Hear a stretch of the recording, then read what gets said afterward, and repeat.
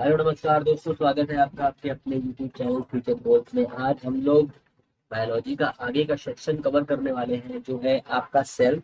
Cell में हम लोग देखेंगे कि सेल कैसे बनता है, सेल क्या होता है, और इसके बारे में जितने भी इम्पोर्टेंट फैक्ट हैं जो आपके एग्जाम में बन सकते हैं वो सभी। तो आगे बढ़ने से पहले आपसे एक रिक्वेस्ट है कि अगर आपने चैनल को लाइक से सब्सक्राइब नहीं किया तो प्लीज लाइक से सब्सक्राइब कर लें, फिर हम लोग आगे चलते हैं। ओके, तो आज हम लोग पढ़ने वाले हैं सेल।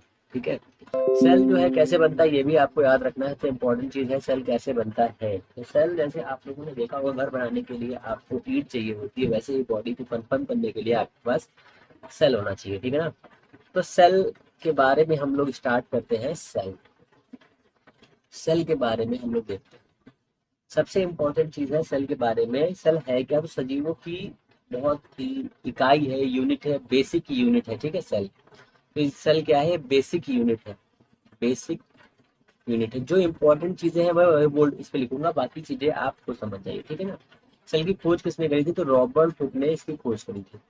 रॉबर्ट हुक ने इसकी खोज करी थी 1665 में। जिनकी उन्होंने खोज करी थी वो जो सेल थी वो डेड सेल थी। ठीक है ना। तो इसके आगे हम लोग आगे चलेंगे। और लिविंग सेल की चलिए यहाँ पर बात आ गई, तो लिविंग सेल की खोज किसने करी? एंटोनी वॉक लीवेनहॉक ने करी थी। ठीक है, एंटोनी वॉक लीवेनहॉक ने करी थी। एंटोनी वॉन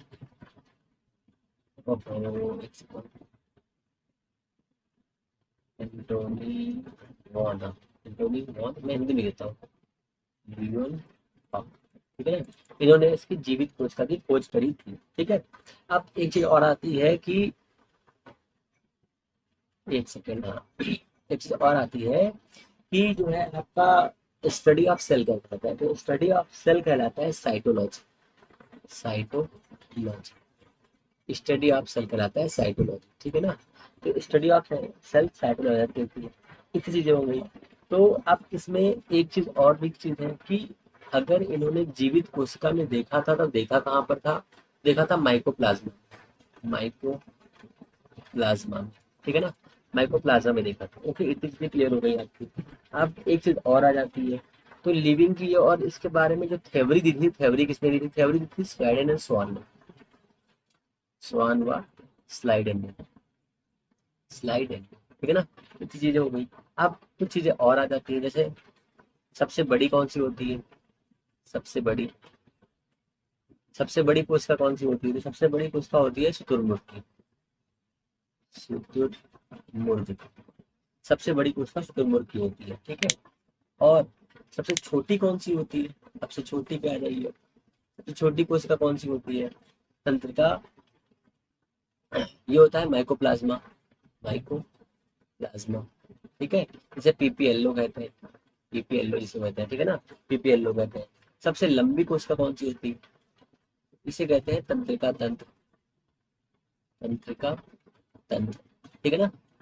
ये इतनी चीजें जो है आपको याद रखनी है। अब एक और इम्पोर्टेंट फैक्ट बन जाता है आपका, जो आपके एग्जाम में पूछा जाता है कि एग्जाम में आपसे पूछा जाता है कि ह्यूमन बॉडी में, जो ह्यूमन बॉडी होती है उसमें सबसे बड़ी, तो इन ह्यूमन बॉडी, तो ह्यूमन बॉडी में आ जाइए। यहाँ पे लिखता हूँ मैं ह्यूमन बॉडी।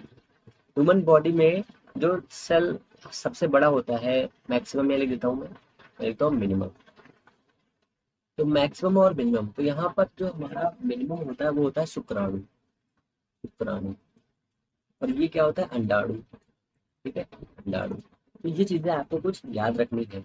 अब number of cell human body में कितने होते हैं? 10⁻14 होते हैं। नंबर ये भी आपको याद रखना, नंबर ऑफ सेल भी आपको याद रखना है।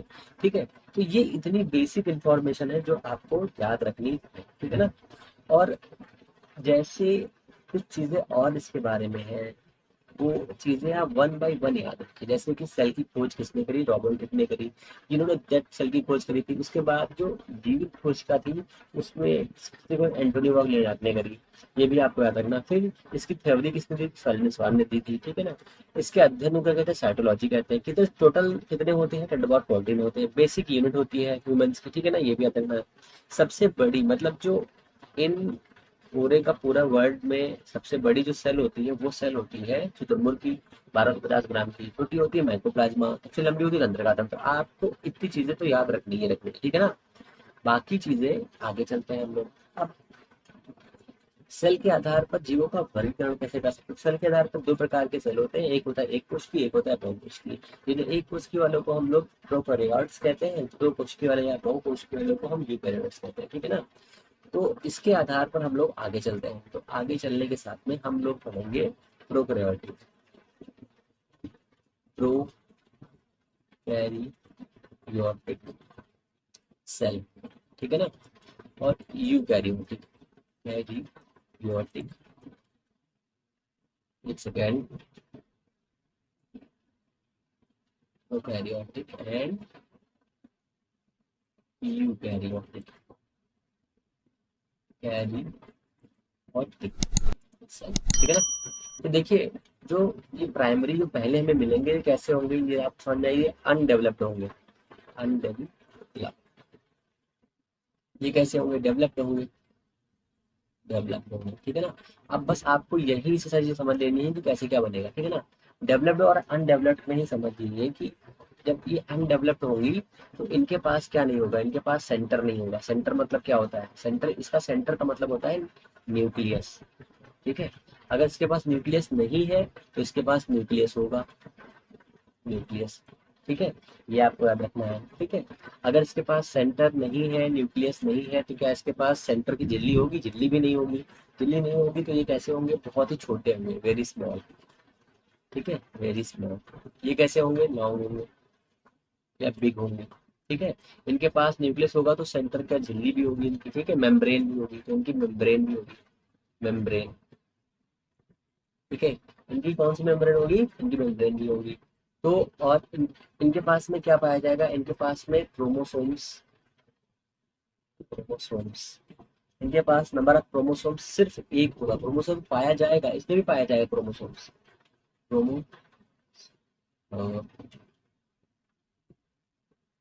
क्रोमोसोम्स, क्रोमोसोम्स इनके पास ज्यादा होंगे, ठीक है, एक से ज्यादा होगा, ठीक है। अब इसमें एक और बहुत इंपॉर्टेंट होता है हिस्टोन प्रोटीन, हिस्टोन प्रोटीन दोनों में पाया जाता है, ठीक है। पर इसमें जो है आपका पाया जाता है ऑड नंबर का, मतलब 30s या 50s, इस टाइप का पाया जाता है। इसमें कैसा पाया जाता है, इसमें सम टाइप का 40s पाया जाता है, 80s पाया जाता है, इस टाइप का इसमें हिस्टोन प्रोटीन पाया जाता है, ठीक है ना। और ये जो हिस्टोन प्रोटीन हम ये लिख रहे हैं ना, ये क्या होते हैं, राइबोसोम्स होते हैं, राइबोसोम्स होते हैं। सबसे छोटा कोशिकांग होता है राइबोसोम्स, ठीक है ना, ये भी आपको याद रखना है, सबसे छोटा कोशिकांग राइबोसोम्स होता है। अब इसके सबसे इंपॉर्टेंट चीज क्या है, इसके एग्जाम्पल, सबसे इंपॉर्टेंट इसके एग्जाम्पल्स है, बस आपको एग्जाम्पल्स याद रखने, क्योंकि एग्जाम्पल से ही सारा खेला होना है। तो इसके एग्जाम्पल्स होते हैं अमीबा, सबसे पहला आपको याद रखना, ठीक है ना। फिर पैरामीशियम, पैरामीशियम, ठीक है। फिर याद रखना है विषाणु, विषाणु को जीवित अजीवित की कड़ी कहते हैं, ठीक है ना। पीपीएलओ की, ब्लू ग्रीन एल्गी भी, ठीक है। अब इसके एग्जाम्पल देख लो, इसके एग्जाम्पल्स, ठीक है ना। इसके एग्जाम्पल्स कौन से हो जाएंगे, इसके एग्जाम्पल्स हो जाएंगे आपके अन्य सभी जीव, अन्य सभी जीव, ठीक है ना। ये इतना इसके अंदर आता है, तो आपको इतनी चीजें इसमें से याद रखनी है, क्योंकि यही चीजें आपके लिए इंपॉर्टेंट होंगी और यही सब आपके एग्जाम में पूछा जाएगा, ठीक है ना। क्योंकि इतना ही एग्जाम में आता है, ये समझ लीजिए आप एक तरह से।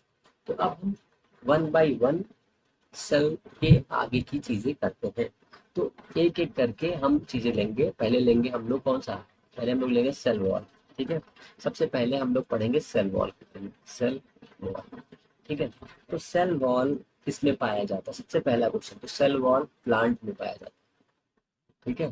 प्लांट में पाया जाता है, ह्यूमंस में सेल वॉल नहीं पाया जाता, ह्यूमंस में नहीं पाया जाता, प्लांट में पाया जाता है, आपको ये याद रखना है, ठीक है। अब ये अगर सिर्फ पाया जाता है तो ये कैसे क्या करता है, मतलब कैसे बनता है, तो ये सेल्यूलोज का बनता है, सेल्यूलोज का बना हुआ होता है, तो ये सेल्यूलोज का बना हुआ होता है, ये भी आपको याद रखना है, ठीक है ना। दूसरा, अब सेल वॉल है तो इसमें लेयर कितनी पाई जाएगी, तो मैं छोटा सा जमा आता हूँ, यहाँ पर देखिए, ये कितनी लेयर है, 3 लेयर, एक, दो, तीन, एक, दो, तीन, 3 लेयर पाई जाती है, ठीक है। तो जिसमें पहली लेयर होगी तो उसको पहली तो प्राइमरी लेयर कहेंगे, प्राइमरी लेयर, ठीक है ना, प्राइमरी लेयर। तो प्राइमरी लेयर जो है किसकी बनी होती है, सबसे पहली चीज यही है। तो प्राइमरी लेयर बनी होती है सेल्यूलोज प्लस लिपिड की, इन दो चीजों की बनी होती है, आपको ये याद रखना है, ठीक है।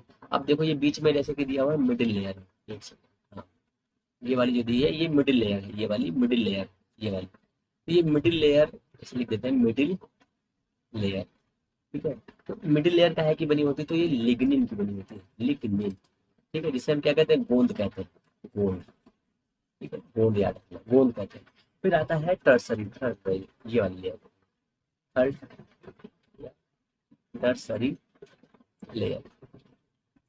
इस लेयर में क्या होता है, तो इस लेयर में किसकी बनी होती है, तो ये जो सबसे बाहर की नहीं होती, जैसे मान लो ये वाला पेड़ बना हुआ है, सपोज करिए ऐसा पेड़ बना हुआ है, तो इस वाले पेड़ के ऊपर ये दिखती है तीन लेयर, ठीक है, ये अंदर की लेयर हो गई, ये बाहर की लेयर हो गई, शायद ये मृत होती है, ठीक है, ये मृत की बनी होती है, मृत जीवों की चीजें बनी होती है, ठीक है ना।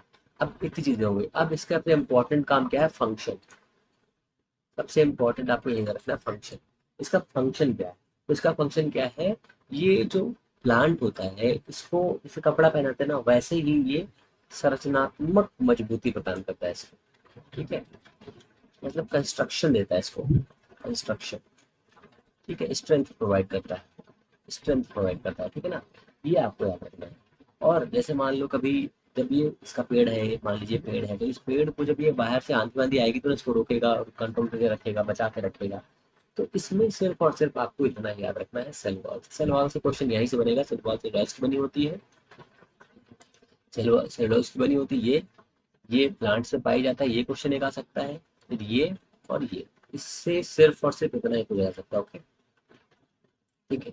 चलिए नेक्स्ट पे चलते हैं हम लोग, नेक्स्ट पे हमारे पास क्या आता है, नेक्स्ट पे आ जाता है फिर हमारे पास में बॉल्गी बॉडी, बॉल्गी बॉडी यहाँ लिखता हूँ, यहाँ लिखूंगा बीच में, ठीक है, बॉल्गी बॉडी, ठीक है। तो बॉल्गी बॉडी में क्या है, सबसे पहले इसके डिफरेंट डिफरेंट नाम याद रखना, तो इसका एक और नाम है, इसे कहते हैं लाइपोक्रोंडिया,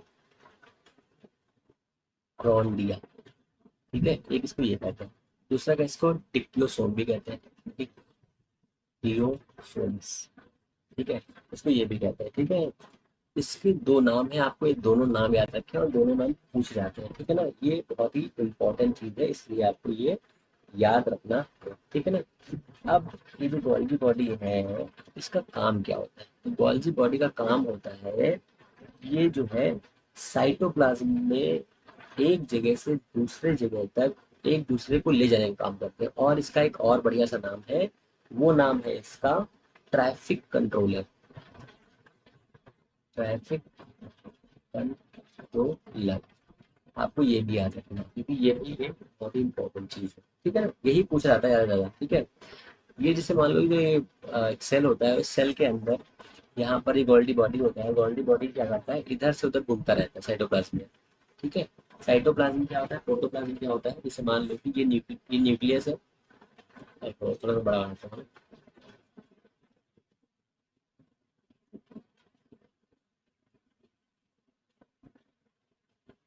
एक सेकंड, हाँ, मान लो ये एक आपका सेल है, इस सेल के अंदर यहाँ पे न्यूक्लियस है, इस न्यूक्लियस में होता है न्यूक्लियोप्लाज्म, ठीक है, ये होता है आपका प्रोटोप्लाज्म, ठीक है, प्रोटोप्लाज्म, प्रोटोप्लाज्म और न्यूक्लियोप्लाज्म को मिला कर जो बनता है उसे कहते हैं साइटोप्लाज्म, ठीक है, साइटोप्लाज्म का ये भी याद रखिए। और जब इतना आ गया है, तो इसके अंदर क्या होता है, डीएनए आरएनए होता है, डीएनए प्लस आरएनए, ठीक है, डीएनए आरएनए, अब डीएनए आरएनए जो होता है डीएनए, डीएनए को आरएनए में कन्वर्ट करने के लिए क्या करते हैं, ट्रांसक्रिप्शन होता है, और आरएनए को डीएनए में कन्वर्ट करने के लिए क्या होता है, रिवर्स ट्रांसक्रिप्शन होता है, ट्रांसक्रिप्शन होता है, ठीक है।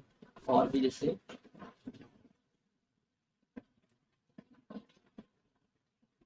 और भी जैसे ये दिया हुआ है,